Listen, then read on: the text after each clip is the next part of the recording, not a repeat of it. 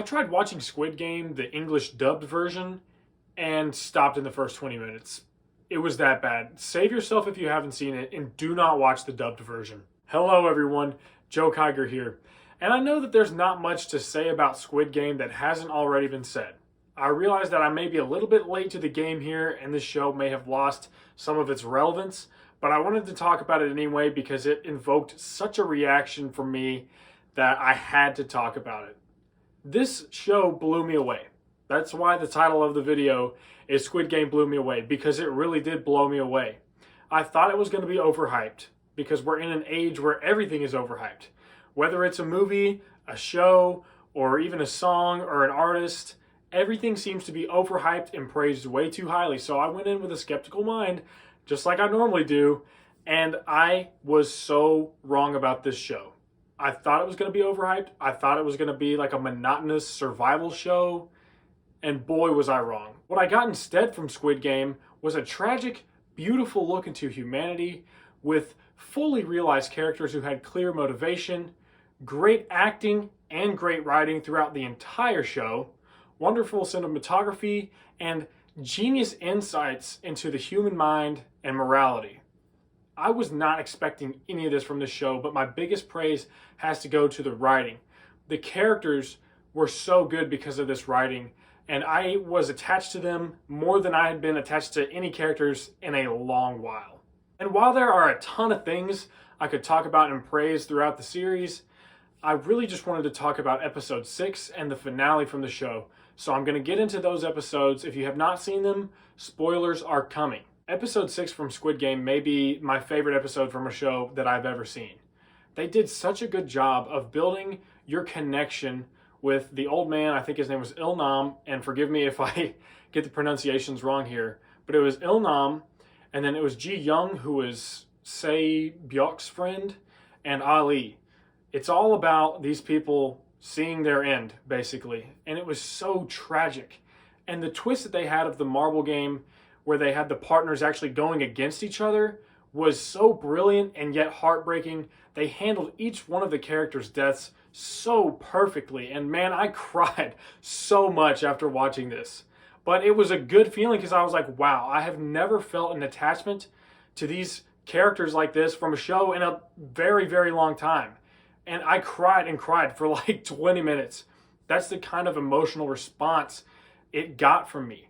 And I was so impressed with this because this is a show that doesn't have that many episodes. They don't give you a ton of time to latch onto the characters, especially Ji-young, I believe.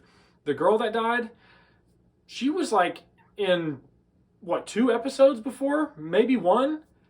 And she wasn't super likable, but yet you are just heartbroken by the end of that episode for her. And then the old man just got me more than anything. Holy cow. Beautifully done scene. It was one of the most tragic things I have ever watched. So episode 6 will go down in the history book for me as one of my favorite episodes ever. So while the series was great until episode 6, I think episode 6 took it from being great to being phenomenal. But there was one thing that I had an issue with, and it wasn't even the actual episode. This is what I realized. I was like, it's not going to get better than this. Somehow in the back of my brain, I knew that they couldn't top that episode, and I think I was right. It was still a great series throughout, but I think after episode 6, it was like they reached the mountaintop and it was going a little bit downhill. It still stayed pretty consistent. And then it got to the finale, and this is actually where I have some issues. The finale let me down in a few ways. Mostly it was personal things that I wanted to see happen that didn't happen, and I'll explain to you my pet peeves with the finale. First things first, I wanted the detective's efforts to expose Squid Game to amount to something, and ultimately his death didn't amount to anything. The front man was his brother, and you kind of feel a little bit of an emotional connection there, but then he dies, and it's like, oh, that's it. What's going to happen now? And I realized they could address some of these issues I have in the next season, but I still felt dissatisfied, and I felt like there were too many loose ends. That was one of them. The next issue I had with the finale was I wanted Ji-hun's interaction with Se Byok's younger brother when they first meet. I wanted that to be more emotional and a little bit more drawn out because she was a huge character. It was a lot of people's favorite character, and her death was tragic, And you wanted, like for me at least, I just wanted a little bit more from that scene emotionally.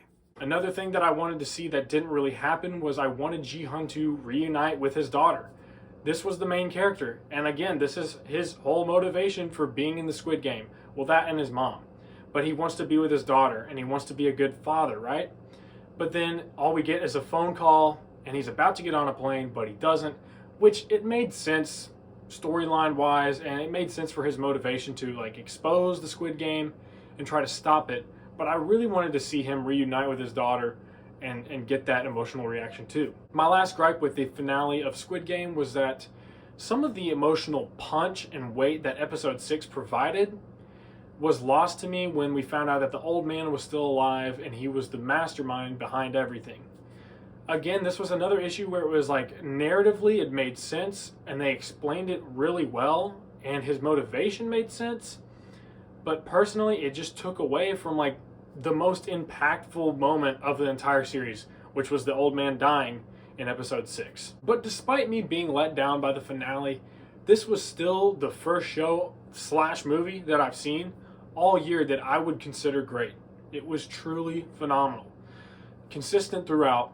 I did have some issues along the way, but it induced an emotional reaction for me that hasn't been done by any film or show in just such a long time for me, and I was so thankful for this.